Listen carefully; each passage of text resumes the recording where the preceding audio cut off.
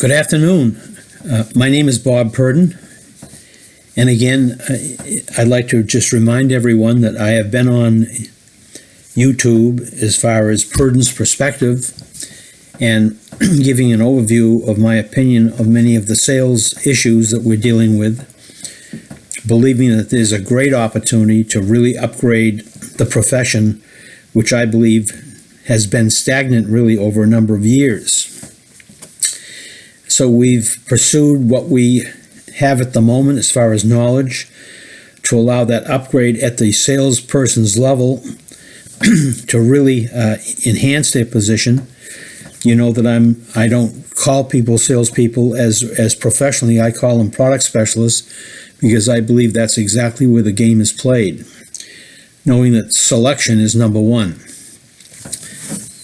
But beyond that, we are talking about how does it really sustain in dealerships when I'm finding out it doesn't get sustained in dealerships, because in dealing with all of these dealerships and sending shoppers out, every time I was in these dealerships, basically, I found that 90% of the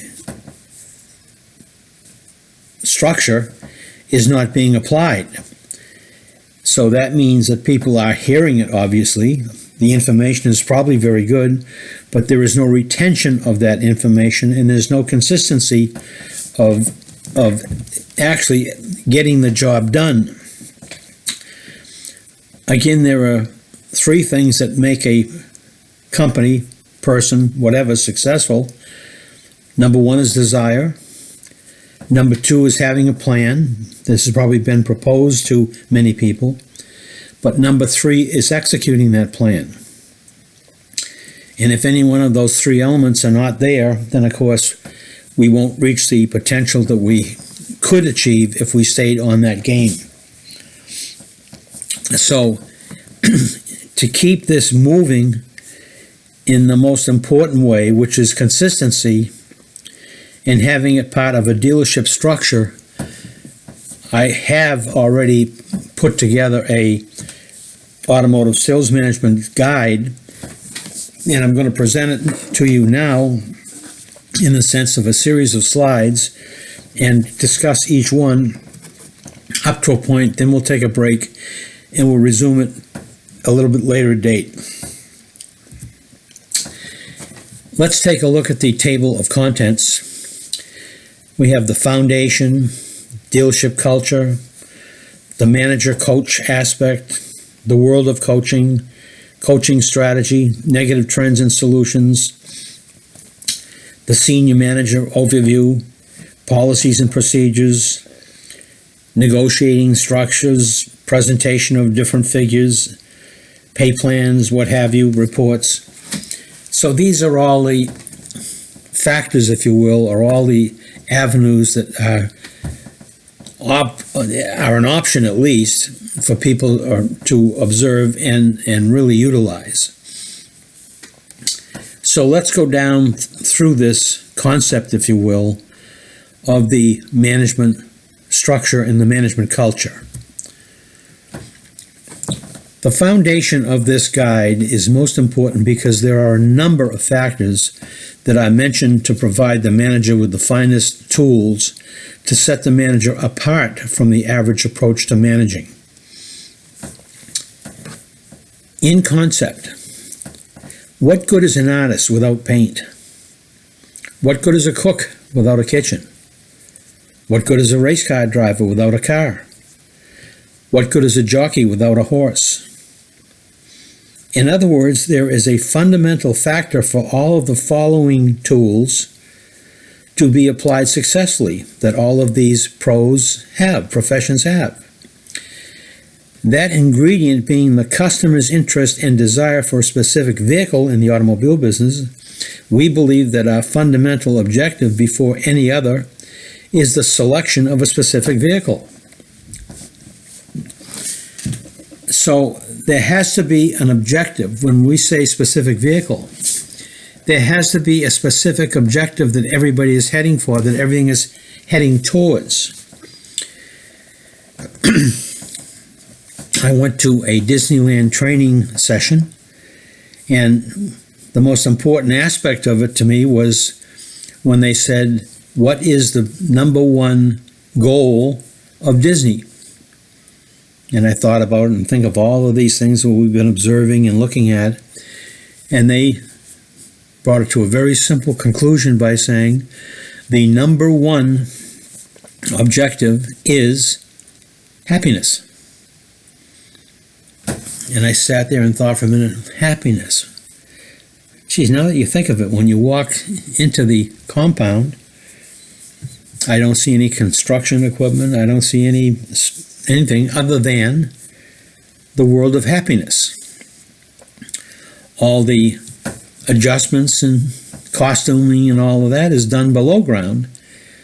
So everything above ground is presented to make an impression on the customer, such as a dealership, showroom, or lot.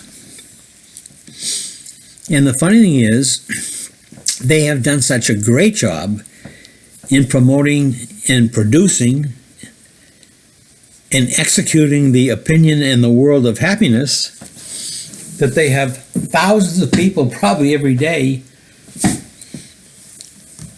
coming in to this island of happiness, getting out of the complex world that we all live in, and they can't wait to get there. In fact, many of the families then had to save up to 3 years to really have the extra money to pay to come in. And the most amazing thing about Disney was the fact that many of their current and future customers are in strollers. And I'm saying, what a job they have done to promote the world of strollering, because you could get run over by them. So anybody who can have infant-type children come in, who can't walk, can't ride in the sun, and have hundreds and thousands of them come in, and maybe not pay directly, but somebody has to pay for them being there, they've got to be doing a great job. So they have a specific product, is my point. So everything they're doing is geared towards happiness. The way they lay out the situations, the way they lay out the programs, the way they lay out the entertainment is all designed for happiness. So that's the goal that Disney has. Well, in my opinion, a dealership's goal should be selection, because selection is the key to all ultimate delivery deals. What good is a cashier in a store if people aren't selecting something? In any store, what good is it if they don't select? So the word sale has been a dominant word, in my opinion, for a long time. And yet, when we talk about sale, I could never really get a handle on the description. It was vague. It really didn't have a specific meaning, yet happiness does.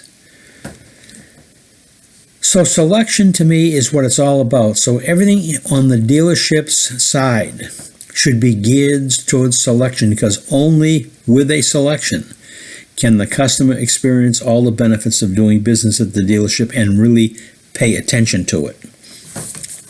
So that would be the number one goal that we're striving for.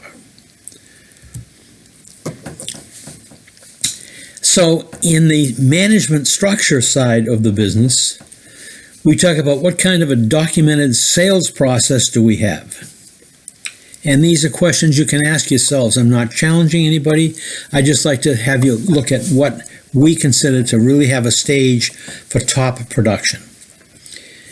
Is the sales manager presenting to his group that he's going to support and monitor, which is an example, a coach will use his arena, football field, ice hockey rink as the stage to train and test his players' skills. The manager should use the sales department activity to monitor their product specialist skills. So it is a stage like any other professional stage, is what we're saying. Is it looked at that way, is the question.